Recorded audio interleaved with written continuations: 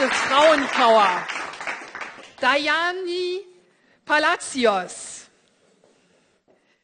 Und jetzt bekommen wir einen englischen Vortrag zu hören. Herzlich willkommen. Du bist bei Kühne und Nagel? Richtig. Systemanalystin hast du geschrieben. Ja. Und du bist ein Fan von Agil. Ja. Was hast du gesagt? Agile by nature. Agile by nature. Ja. Yeah. I read it in a sticker of the agile coaches in our company. There's a group doing some agile camp called Agile by Nature, and I like that. And I say I'm agile by nature because I can't remember working in another way. I mean, I started working, I think, since I left university, I've been only doing agile ways in different contexts, sometimes with 4-week sprints or sometimes with 2-week sprints or whatever. And the last times we're trying Kanban a little, but this agility, and also because I'm from Venezuela and where I come from, we tend to do everything a little bit from everything. There's no role that you are only doing architecture, you are only doing analysts, everyone does a little bit from everything, so it requires a lot of flexibility, and so I think this fits a little bit in this agile by nature thing, so that's why I wrote it. Okay, perfekt. So, wir haben heute richtig Glück, dass Dajani bei uns ist. Denn das, was sie heute macht, ist nicht unbedingt selbstverständlich. Und ich finde es wirklich bemerkenswert. Und wir haben vorher darüber kommuniziert, ob ich es überhaupt sagen darf, weil das Thema gerade heiß diskutiert ist. Und das Thema ist Frauen in der IT. Und Dajani ist vor 3 Wochen gerade zum 2. Mal Mutter geworden und steht heute schon wieder hier bei uns auf der Bühne. Und ich finde, das ist ein ganz großer Applaus, oder? Ja. Danke. Und wenn dann noch mal irgendjemand behauptet, mit Frauen in Unternehmen kann man nichts anfangen, der hat wirklich die Welt noch nicht verstanden. Dajani, bist du fertig? Yes. Okay, kommst du ein bisschen weiter hier rüber, damit die Folien zu sehen sind? Bitte. So good evening, everyone. As I already said, I am from Venezuela. My name is Dajani Palacios, working at Kühne und Nagel since some 5 years already in Hamburg.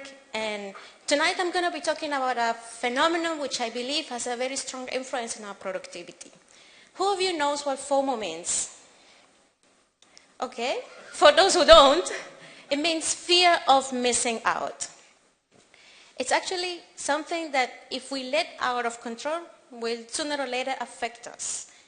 What's the first thing you do in the morning when you get to the office? You check your email, besides drinking coffee. You check your email. And probably you are not able to start working in peace until you've reached inbox 0, right? And still you leave all those apps open. Slack, your favorite email client, your favorite chat client, just in case. You never know what might happen and you might need to be notified. And actually you should be able to design your day as you want to, as long as you deliver. Your company wouldn't expect you to have all those apps open, but de facto, you are expected to be available. Yes, you are. And the problem is, when we let this FOMO-driven culture evolve, let out of control, sooner or later, as I mentioned, we'll start killing your productivity. And tonight, I'm going to share with you some tips that have worked out for me and for my colleagues at Kühne und Nagel from our experience, so that you don't let this affect you. The good news is we only need just a little bit of discipline and common sense. It's not the rocket science what we have to do. We just need to have a little bit of discipline and common sense. Now, the first one of it will be limit your connectivity. Yes. With this, I mean, try not to check your email each time. So find a couple of times a day, in the morning or in the evening, and check your email just like that. Close all those apps, do it. Close the Slack. Don't worry. Bad news will reach you anyway.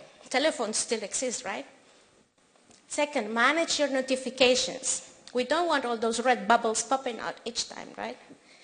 We just have to manage all this, because every time when we get distracted, then it takes an average of 23 minutes to get back on track. Did you know that after you do that, multitasking, it's also an issue because self-interruption is a thing. We might introduce some interruption-free hours. It's a good idea. The good idea is that you don't have to throw away all those things that you feel that you have to do. You can also do a brain dump. And important is that you decide also what not to do. The important thing is that you find a routine that works out for you, something that you can compare with. Be disciplined and help each other. For example, be conscious in your communication. Everyone doesn't need to know everything, so try not to spam people. Use the right mailing lists, for example. Pair more. How many of you have experience with pair programming? And you have the impression probably that it's more productive when you do that, right? So let's do it more often.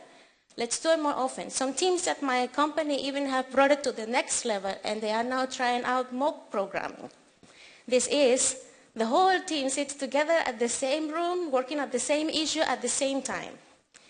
And it might sound a crazy idea, but it actually has helped them to become more productive.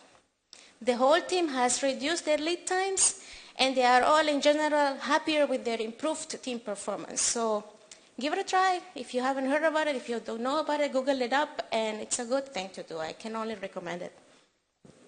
Now, to sum up a little bit, my 3 main recommendations for you tonight are limit your connectivity, make better choices, be disciplined, and help each other. Most of all, help each other. Because by doing this, all what we're trying to do is to reduce all those unnecessary interruptions. Because when we have so many interruptions, the result is stress. And when we are so stressed, the worst case, we can have an exacerbated FoMO when we have the feeling that we're not able to keep up anymore. And this can even affect us in our personal lives because we start having frustration and higher mental workload. And in some point, we even cannot cope with this time pressure, feeling of the time pressure, and it's not good. We need to set boundaries and don't let this affect us because we humans are the core of every organization. And if we are stressed, we cannot possibly achieve flow. And this is bad for innovation and speed in any context where we work. So we need to take care of ourselves first and stop doing the harm.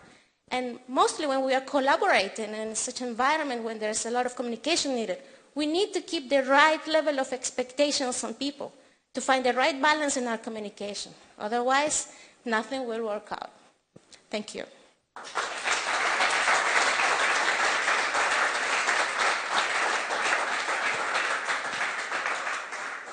Herzlichen Dank, Dajani. Das war dein Applaus.